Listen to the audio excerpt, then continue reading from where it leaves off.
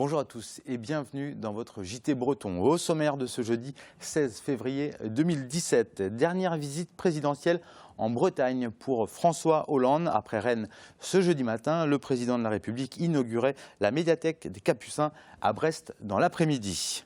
Le plus jeune chef étoilé du guide Michelin 2017 est breton. Depuis l'obtention de son premier macaron, les réservations affluent et forte mobilisation contre la fermeture annoncée de l'abattoir de Pont-Croix. Et comme chaque jour, on retrouve un journaliste du Télégramme. Et aujourd'hui, c'est Benjamin Bréon. Et Benjamin, vous n'êtes encore une fois pas content du tout. Et non, que voulez-vous, j'ai très mauvais caractère. Eh bien, on va voir ça dans un instant. Bienvenue à vous dans cette édition du jeudi 16 février 2017. L'image du jour, c'est ce spectaculaire incendie qui s'est déclaré ce jeudi après-midi à Douarnenez, un incendie visible des quatre coins de la ville. Le feu a dévasté les 2000 mètres carrés du magasin Centracor. Des images de Marilyn Kéo. Et l'info du jour, c'est bien sûr la venue de François Hollande en Bretagne ce jeudi. Avant d'inaugurer la médiathèque des Capucins à Brest, le président de la République était à Rennes le matin. Le locataire de l'Élysée n'est pas venu les mains vides. Dans sa besace, une enveloppe de 500 millions d'euros destinée à la réhabilitation des quartiers rennais. Eva Philippe Petit de TVR était sur place. Le président de la République, François Hollande, était à Rennes ce matin pour la signature du nouveau protocole financier de rénovation urbaine. Pendant ces 2 heures sur place, il est allé à la rencontre des habitants et commerçants de Maurepas qui verront leur centre commercial profondément modifié. Au total, ce sont près de 400 millions d'euros attribués à la rénovation des quartiers du Blône, de Maurepas et Villejean. Je voulais venir parce qu'au niveau national, c'est le premier projet du nouveau programme national de renouvellement urbain que nous avions annoncé avec François Pupponi. C'était en décembre 2014. Il faut souvent du temps entre une annonce et sa traduction. Mais c'est le cas aujourd'hui. C'est la première convention de ce nouveau programme. Financée sur 10 ans, la rénovation urbaine sera également soutenue par l'ANRU pour presque un tiers de la somme, avec 2 objectifs, favoriser la mixité sociale et soutenir l'activité économique dans les quartiers, une action à mener de concert avec les habitants. Pour nous, il était très important de donner un exemple. Et Rennes était un exemple notamment de démocratie citoyenne, avec cette invention, la fabrique, qui est devenue une référence et finalement un exemple, puisque les conseils citoyens s'en sont directement inspirés. Mais vous, à Rennes, vous allez encore plus loin, puisqu'il y a un budget participatif, des investissements qui sont discutés dans le cadre de cette fabrique. La rénovation urbaine, un enjeu majeur pour le président Hollande, attendu cet après-midi à Brest pour l'inauguration de la bibliothèque François Mitterrand. Une visite qui n'a pas trop été perturbée par les rassemblements FO et des étudiants d'orthodontie. Après Rennes, François Hollande s'est offert un dernier bain de foule breton en tant que président de la République. Belle affluence à Brest sur le plateau des Capucins où le président a découvert la nouvelle médiathèque François Mitterrand qu'il a inaugurée dans la foulée. François Hollande s'est prêté bien volontiers à l'exercice du selfie, du bisou et autres poignées de main. Il faut dire qu'ici, le président de la République est en territoire conquis. Allez, et c'est l'heure du duplex. On va tout de suite retrouver Benjamin Bréon. Alors Benjamin, on vient de voir là l'inauguration en grande pompe de la médiathèque François Mitterrand, mais vous, ça ne vous enthousiasme pas du tout. Écoutez, Christophe, franchement non, parce que vous savez ce qu'ont en commun Lorient, le Relecq-Carrion, mais aussi Poitiers, Clamart, Pont-au-Combo et tant d'autres, tous ont une médiathèque François Mitterrand. C'est-à-dire que ça, ou le bar tabac, le Balto, la pizzeria à la Calzone ou l'affaire Balkany, ce ne sont plus des noms propres, ce sont des noms génériques, il n'y a aucun lien historique, pas de proximité géographique, pas de recherche, pas d'originalité, nada. Bon, c'est bien de faire des bons mots et des jeux d'esprit comme ça, mais vous avez quelque chose à proposer ?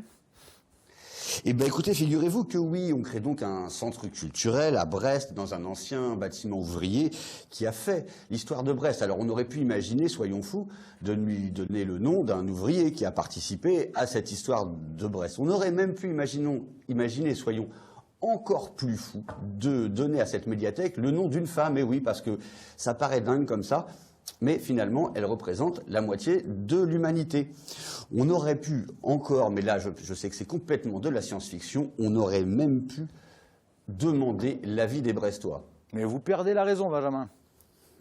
Oui, là, je sais que la ville tremble un peu sur ses bases, mais enfin, on nous a assez bassinés avec la démocratie participative, ceci, cela, pour que finalement, il ne soit pas illogique de temps en temps de s'y mettre sur un enjeu finalement mineur. Alors, bien sûr, on aurait eu des âneries, on aurait eu Nolwenn Leroy, Roberto Cabanas, Olivier de Kersauzon, qui sèche des tas de gens dont le nom n'a pas forcément vocation à être inscrit sur le fronton d'une médiathèque, mais qui sait, il y aurait peut-être eu des idées neuves, des suggestions originales.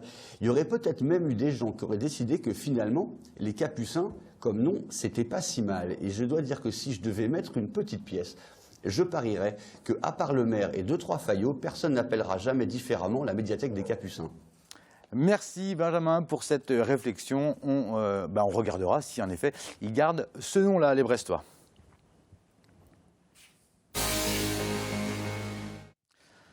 Alors que certains passent leur première étoile au ski, d'autres l'obtiennent derrière les fourneaux. À 26 ans, Baptiste Daignol est devenu le plus jeune chef étoilé du guide Michelin 2017 et il est morbihanais. Et forcément, Karine Chevrolier a rencontré ce jeune chef installé à Guères. Robert Cheguès, bonjour. Oui, ah non, je suis absolument désolée, monsieur, nous sommes complets pour aujourd'hui.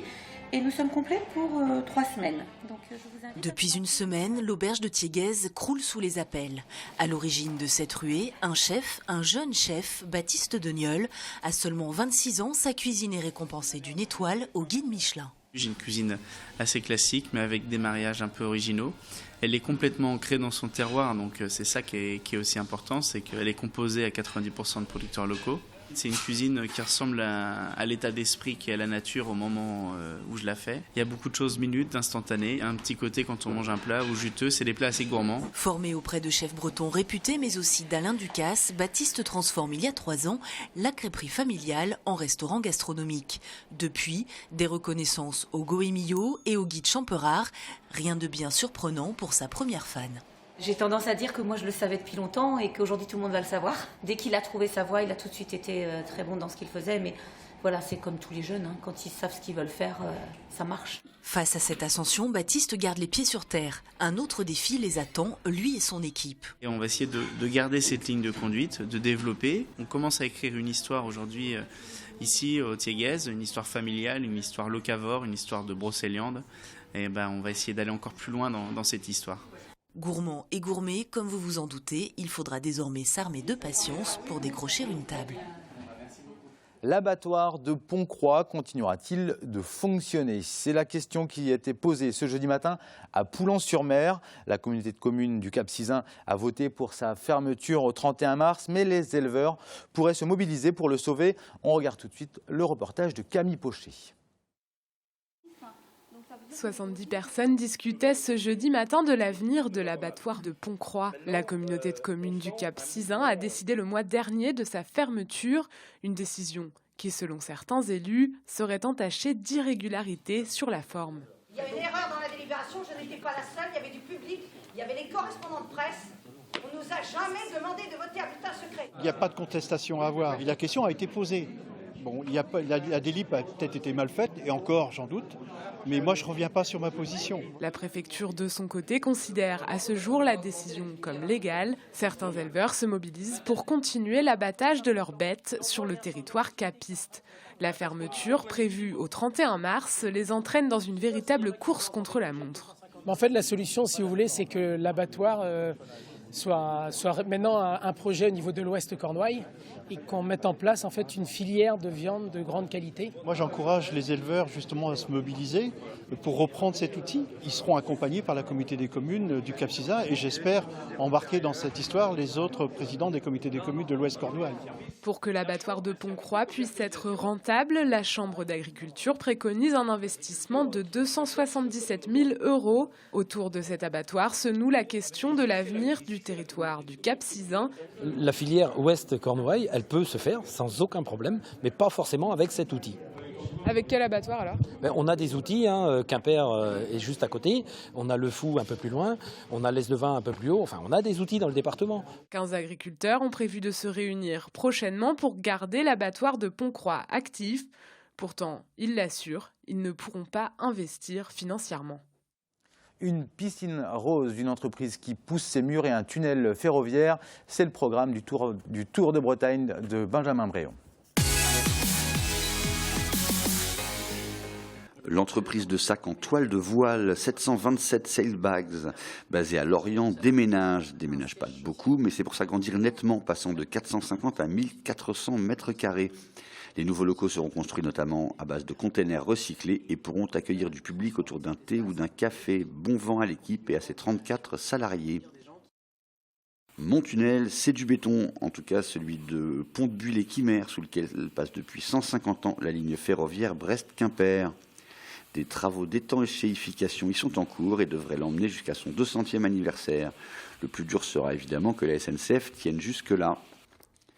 Et enfin, grosse innovation à Carhaix mercredi, où l'eau de piscine avait été teintée en rose grâce à du colorant alimentaire. Alors pourquoi en rose? Si bleu c'est comme d'habitude et que rouge il faut trop de colorant, que vous excluez le jaune, le vert et le brun pour des raisons évidentes, il reste rose. Merci à tous. Ainsi s'achève ce JT breton. On se retrouve demain. D'ici là, excellente soirée sur TBO et TB Sud.